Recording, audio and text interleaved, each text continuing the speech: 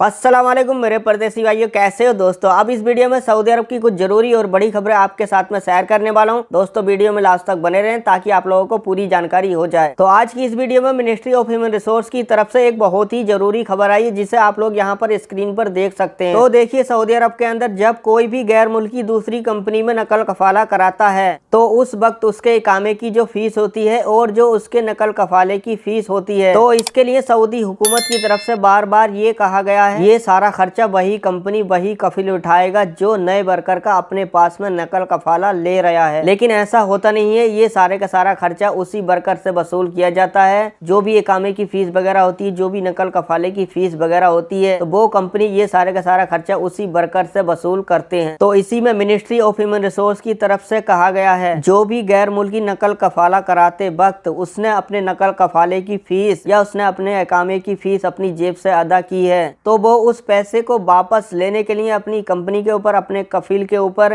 Claim कर सकता है। ये मिनिस्ट्री ऑफ ह्यूमन रिसोर्स की तरफ से बताया गया है। यानी कि यहाँ पर बता देता हूँ, अगर कोई वर्कर अपना नकल कफाला कराता है तो नकल कफाला कराने के टाइम पर जो उसने अपने इकामे की फीस, नकल कफाले की फीस अपनी जेब से अदा की है, तो उसको लेने के लिए मिनिस्ट्री ऑफ ह्यूमन रिसोर्स की तरफ से बताया गया है वो अपनी कंपनी के ऊपर, अपने कफील के ऊपर क्लेम कर सकता है इस चीज को लेने के लिए, इसका पैसा रिटर्न लेने के लिए। और इसी में ये भी बताया गया है कि सऊदी हुकूमत की तरफ से कि आर्टिकल 14 के उल्लंघन में आता है ये कानून। और इसके अलावा अगली अपडेट वो देखिए, इंडियन स्वास्थ्य मंत्रालय की तरफ से आई है, जिसमें इन्होंने कहा है अगर कोई भी आदमी इंडिया के अंदर कोई दूसरी कंट्री से सफर करता है तो उसको RT-PCR टेस्ट लेकर आना बहुत ही जरूरी है। यानी कि इसमें कहा गया है कुछ मुल्क ऐसे हैं, उन मुल्कों से अगर आप लोग इंडिया सफर कर रहे हो तो आप लोगों को RT-PCR टेस्ट लेकर आना बहुत ही जरूरी है, बहुत ही अनिवार्य है। लेकिन इसमें बताया गया है जो 12 साल से ज्यादा उम्र वाले लोग हैं वो सफर कर रहे हैं तो उन्हीं लोगों को इसका टेस्ट देना पड़ेगा। लेकिन इसमें अच्छी बात यह है, इसमें अरब ममालिक कोई भी देश नहीं है शामिल। इसमें सिर्फ 5 देश बताए गए, China, Japan, Hong Kong, Thailand, south Korea. अगर कोई इन देशों से इंडिया के अंदर सफर करता है तो उसको RT-PCR टेस्ट देना पड़ेगा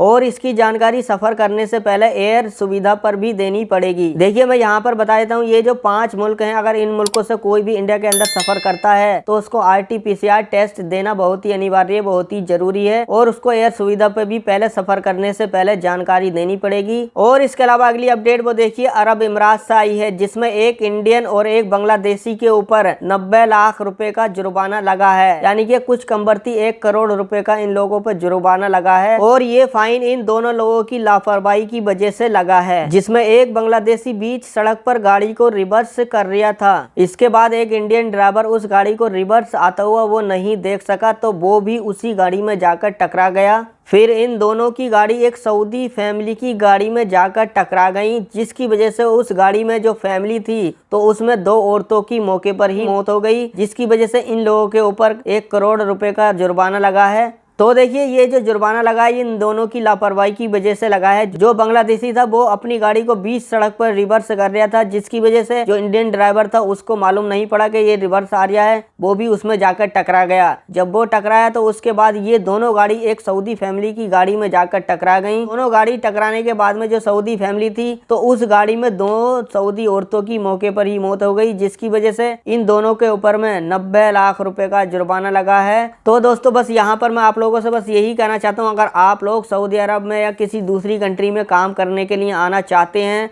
तो आप लोग सबसे पहले ये नियम और कानून सीख लीजिए। बीच सड़क पर अगर कोई भी गाड़ी को रिवर्स करेगा तो पीछे से हो सकता है कोई भी हादसा हो जाए, कोई भी एक्सीडेंट वगैरह हो जाए, जैसे इन लोगों के ऊपर हुआ है। इन लोगों की वजह से एक फैमिली की 2 औरतों की मौत हो गई, जिसकी वजह से इनके ऊपर 1 करोड़ रुपए का जुर्माना लगाया गया है। तो दोस्तों, ये थी सब आज की अपडेट जो आप लोगों के साथ में शेयर कर दी है। और दोस्तों, अगर आप लोगों को वीडियो अच्छी लगी है, वीडियो को शेयर करना, लाइक करना, चैनल को सब्सक्राइब करना।